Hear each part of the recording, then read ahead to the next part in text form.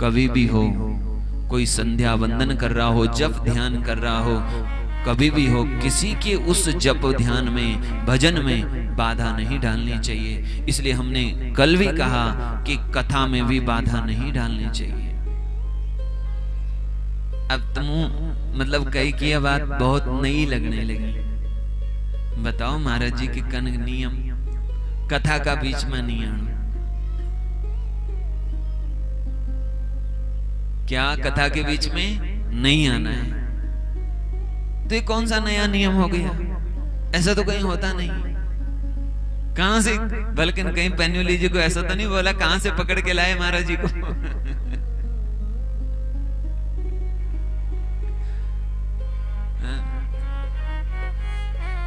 हाँ, हमारी परंपरा,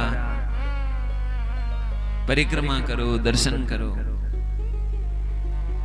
मैं इसीलिए कह रहा हूं, हमारा जो कर्तव्य है वो हमें करने दीजिए।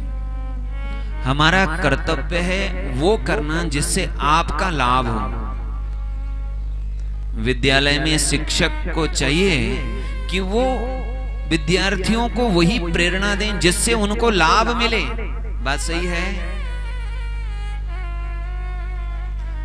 शिक्षकों को चाहिए कि वो विद्यार्थियों के लाभ के बारे में विचार करें। वैसे ये व्यासपीठ है, गुरुपीठ है। व्यासपीठ को चाहिए, गुरुपीठ को चाहिए कि वो समाज के और श्रोताओं के बारे में, उनके हित के बारे में विचार करें। आपका हित किसमें है? भगवान की कथा में। आपका हित किसमें है? भगवान के नाम में। आपका हित किसमें है? भगवान की पूजा में, सेवा में। जिसके लिए आप दूर से चल करके आए हो, अपना काम छोड़ करके आए, वो आपके लिए हितकारक है। इसलिए तो आप लोग यहां आए। क्यों आए हैं? क्यों बैठे हैं? जिस कथा के लिए आप अपना सब कुछ छोड़ करके आए हैं, आपका भला उस कथा से ही होना है। प्रणाम, आपकी भावना है, बहुत अच्छी बात है, वो होना ही चाहिए। वो हमारी परंपरा है, श्रेष्ठ परंपरा है। पर उसे कथा से पहले, कथा के बाद में, या चलो भजन हो गया उस समय कर लिया। कथा में इसलिए कहते हैं, पूजा में इसलिए कहते हैं, बाधा नहीं डालनी चाहिए। अब आप ऐसे कैसे कह सकते हैं कि बाधा नहीं होगी?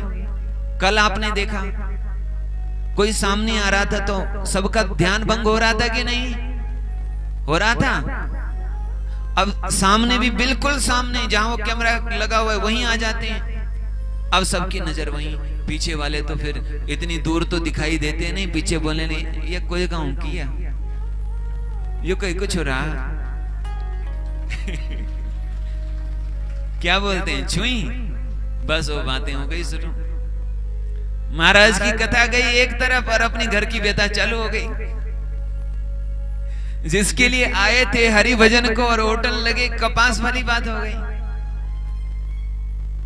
इसलिए ध्यान दीजिए, हमारा अपना लाभ हो सकता है कहीं उससे बाधित होता हो, लेकिन कोई बात नहीं। हमें आप लोगों के लाभ के बारे में विचार करना चाहिए। और आपका लाभ इसी में है कि यदि आप कथा में बैठे हैं तो कथा को ही आनंद से और शांति से सुनिए।